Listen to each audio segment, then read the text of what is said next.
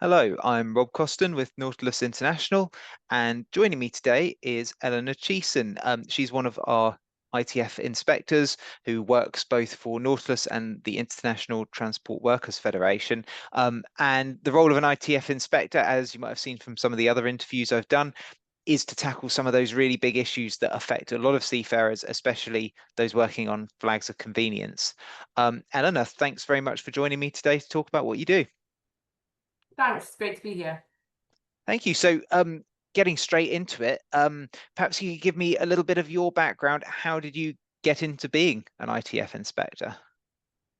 I started off in education, which was I didn't find really suited me particularly well, and quite quickly moved to working on board cruise ships. After I came back from that, I started working in trade unions in the UK for a couple of years. And when I found this role, it was like a lovely combination of my own shipboard experience and my trade union experience coming together to do a job that I felt really passionate about. Yeah, and what was it about that role you'd had on a cruise ship? Were there things you witnessed on board that made you passionate about trade unions or about helping seafarers? Yeah, I think I was always passionate about trade unions from quite a young age, but it wasn't something I'd really considered one could do as a job. But then when I was on board cruise ships, there were a couple of times where I could see perhaps issues that weren't quite being dealt with in the way that we would like, and a couple of unfortunate instances where people, colleagues of mine unfortunately lost their jobs in situations that maybe weren't handled entirely what I would consider to be fair. Um, and also, I think a lot of the crew really weren't aware of their own employment rights. There absolutely were collective bargaining agreements in place, but nobody knew about them. None of the crew knew that that was there to support them or knew where to go to get help. And I think that made me feel quite strongly about wanting to help make a bit of a difference and help raise awareness and also solve problems. Yeah, so I guess the role of the ITF inspector lends itself very nicely to some of the things you've just said. I mean, making people aware of their rights, I guess that's a major part of what you do when you go on board a vessel, especially a flag of convenience vessel. Yeah, absolutely. So it's a really nice combination of those things kind of coming together. Yeah. So what do you do day to day in your role?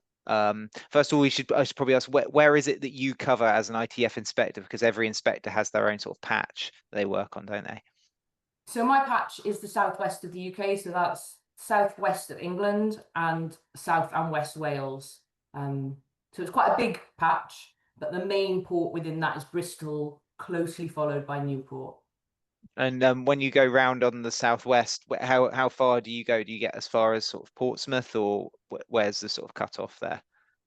So officially the cutoff is Weymouth. Yeah. So in your role covering that area, what's your sort of day to day? What kind of things are you typically finding yourself doing? So an ITF inspector is a union official kind of engaged in the ITF Flags of Convenience campaign. And what that looks like is going on board vessels, carrying out inspections, checking on working and living conditions and wages, speaking with seafarers, as we said earlier, kind of raising awareness about their rights, about collective agreements, about MLC rights, and giving them the opportunity to raise any questions or concerns that they might have, um, assisting seafarers with complaints or issues they might raise either during an inspection or if they get in touch just independently if they've got something that they're worried about, and also ensuring that ITF agreements are adhered to on board vessels. Right. And so if a seafarer brings you an issue or you discover one on board, um, I know you sort of tackle that yourself and help to bring the relevant authorities in. So, yeah, what do you do in those situations? How do you help if somebody comes to you with something? It really depends what the situation is and what the problem is. Some of the problems that we find that seafarers might come to us with are very similar to the problems we might find in a routine inspection, and sometimes it's a problem that might be raised by an individual, or it might be something that I pick up just from looking at the paperwork. But the solution really depends on what the problem is. So one of the really common problems, unfortunately, is non-payment of additional overtime. And the way to resolve this is, first of all, we want to calculate what hasn't been paid. So if there's a difference between the hours that a seafarer has worked and the hours that they have been paid for, I'll calculate how many hours that is for each month they've been on board, and then multiply that by their overtime rate, and then take that to the employer and say, this is what I found, it needs to be paid, essentially. And the end result of that is either payments in cash or on board, or it's included in the next wage packet. Mhm. But that's kind of only one example of a problem. Another issue I see quite often is insufficient provisions, unfortunately, on board. So often there's not enough fresh food for the next voyage. And this solution for this is totally different, obviously, to the previous one. And what we might be looking at is, depending on how long a vessel is going to be in port, maybe asking that an order is placed, and that the order that's been placed is sent to us or sent to me, so I can see that that's actually been sent and then confirmed on delivery. However, of course, sometimes a vessel might be leaving tomorrow morning and there's not time to go and place an order. So what I might need to do is either work with the shipping agent to arrange transport for someone from the vessel to take cash from the cash box and go to the supermarket, or even sometimes I'll take the seafarers myself, maybe an officer and the cook, to the supermarket to top up provisions to make sure there's sufficient fresh food so that seafarers have, interesting, varied and nutritious meals for their next voyage. Another issue I've found recently is around unequal pay for equal work, which is in contravention to the guidelines in the MLC. Basically, anybody who's doing the same job should have the same basic rate of pay. But on a vessel I was on recently, this was not the case. And when I spoke with the employer about it, their response was, oh, well, AB1 is from one country and AB2 is from another country. And our manning agent in the second country charges a fee, which we pass on to the seafarer. And I said, well, that's absolutely not acceptable. That's a massive breach of the standards of the MLC and it needs to be rectified. And once I explained it in those terms, what happened was the second AB, they had a redrafted contract with that higher wage rate. And we got all of the fees that had been deducted from their wages for the previous months refunded as well. And the company found themselves a new manning agent that wasn't going to charge those fees that were illegal. Yeah, that's great to hear. That's really great to hear as well, like a specific case like that where somebody's life has been so tangibly improved, and they've gotten basically what they've worked for. They've gotten what they deserved.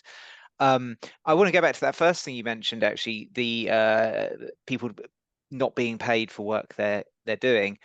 Recently, I spoke to one of our other inspectors who covers a major container port, and he talked a lot about seafarers unpaid being asked to do work that they shouldn't, work stevedores should be doing, lashing and unlashing, things like that. Is that an issue you encounter, or anything similar to that? I do encounter it sometimes, but it's not as common just because of the nature of the ports that I cover. Hmm. So I've got kind of different types of vessels, and I work much more on bulk carriers rather than container ships. But it is something I have experienced and have had to deal with. Yeah, that's interesting because I suppose every inspector has a different patch, and will encounter different issues. So is there something specific to bulk carriers that you come across, or any of the other vessels that are common in your area? I don't think there's necessarily anything specific, no. I see a lot of bulk carriers, a lot of vehicle carriers, and a fair number of tankers, but there's nothing that stands out quite like the lashing on container vessels, which is dangerous and really not appropriate for seafarers to be doing. And as you said, often they're not being paid for it either, which is a bit of a double whammy. It's not safe and you're not paid. Yeah. Yeah, well, perhaps you could go into then some of the other cases. I know some of them may be sensitive, but are there any other things you've been dealing with recently that you can take us through just as an example of your work and why people might approach you if they're encountering something like that? Sure. Repatriation is an issue that sometimes comes up, and I've not really mentioned before. I had a seafarer get in touch with me a couple of months ago saying that their contract had expired. They had no valid contract, but when they'd asked to be repatriated, they had heard nothing for a couple of days. It's obviously really concerning. A couple of days doesn't sound like long, but when you've been on board a vessel for 10 months and you just want to go home to see your family and you can't get a response from your employer, it's incredibly concerning. So this individual got in touch with me and I got in touch with their employer. And luckily, quite quickly, once we'd made contact, the employer, they sent through the fact that they purchased flight tickets and they had a repatriation plan in the next port, which was within my patch, which is why they got in touch with me. And I was really glad to see that this individual could then go home quite quickly. Whether it was that the company hadn't planned the repatriation or they had just failed to communicate with the seafarer, either way, it's not good enough. And I was really glad to be able to give that information to this person. Okay, so we've mentioned on your patch where you're working that there, I asked about whether there were particular problems that you encounter a lot, but are there also particular big offenders that you come across? Of course, flags of convenience are what you deal with, but yeah, who is it that are causing the problems? Maybe that's something that seafarers can look out for when they're accepting work. As you've said, most of my work is with flags of convenience vessels, but issues absolutely can and do happen on all vessels. I'd say the vessels that I would be most likely to encounter issues on are flags of convenience vessels which don't have an ITF approved collective bargaining agreement.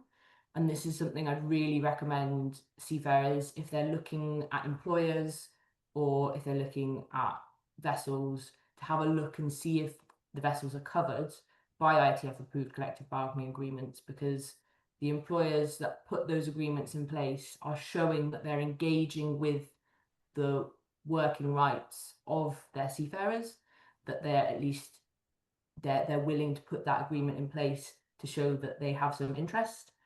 And it also provides a framework for decent working and living conditions. Great. And I suppose a follow-up question to that would be, is there anything else you'd recommend that seafarers do? Obviously, that's a really important piece of due diligence you can do before taking on a job. Is there anything else people can do to give themselves a better experience working at sea? Absolutely. So I think the first thing I'd recommend, and this kind of comes back to what we were talking about earlier, is knowing what your rights are. So it might sound kind of obvious, but when you get your employment contract, read it thoroughly and see what it says in there, see what you're entitled to. And similarly, if there's a collective bargaining agreement on board, read that through. They can be quite long and it might not be a super exciting read for everyone, but it's really worthwhile just having in the back of your head what it is that your entitlements are, so that if something happens, for example, maybe you become unwell, you already have an idea of what it is that the company should be doing to support you and what your entitlements are. And kind of extending on from that, it's really worth knowing what your MLC rights are. Not necessarily going to recommend reading the whole MLC cover to cover because it is quite long. I have done it, but it's not everybody's interest. But there are loads of resources around the MLC that you can use. I know Nautilus has got the little Seafarers Bill of Rights. You can't see it because I've got my black Oh yeah, background, but that's a really good resource that kind of condenses a lot of what's in the MLC. It takes it out of being like legal jargon, makes it really easy to understand, and I think it's also available online. So that kind of thing, really knowing what it is that should be done is going to really help seafarers in knowing when something's wrong. In terms of employers and agencies, I've already talked about ITF agreements, but it's also worth checking out any agencies you might be using. ITF Ship Be Sure website is a really good resource. I hope I've got the name of that right. And it's got a list of known scams and also things to look out for when you're going through an agency, kind of red flags, green flags, things that should help you identify if someone's going to be reliable and give you decent work fairly. And the last thing I might suggest is using resources like the Paris MOU website. So it's accessible to everyone and you can do inspection searches to see what past deficiencies have been. So if you've got maybe a new employer you might be looking at, you could have a look at their vessels and see what kind of deficiencies were identified in their last inspections, because it might be that they've had deficiencies around insufficient provisions on board or non-payment of wages, and things like that would probably be quite a serious red flag for seafarers considering employment on board. Thank you. That's really useful. I'll actually put the links to those three in this in the notes to this video so that people can get those. Thank you. Well, Ella, thank you very much for giving us a little whistle-stop tour of what you do. That was really interesting, really helpful. Final thing is, if somebody wants to contact you, if they're in your patch or another ITF inspector, wherever they are, how should they do that? So the best thing to do, I've already mentioned the ITF Seafarers app. I'd absolutely recommend that all seafarers have that app just on their phone in case they need it. It's a really good resource for finding an ITF inspector locally, so you can search by country, and you can, as I've said, you can see CBAs on there as well. But on there, you'll get ITF inspectors' email addresses and phone numbers, and obviously getting in touch by phone, WhatsApp, or email is usually a pretty good place to start. Brilliant. Thank you very much. Well, thank you, Ella. Good to talk to you, and hope to talk to you again soon. Thanks, Rob. Bye.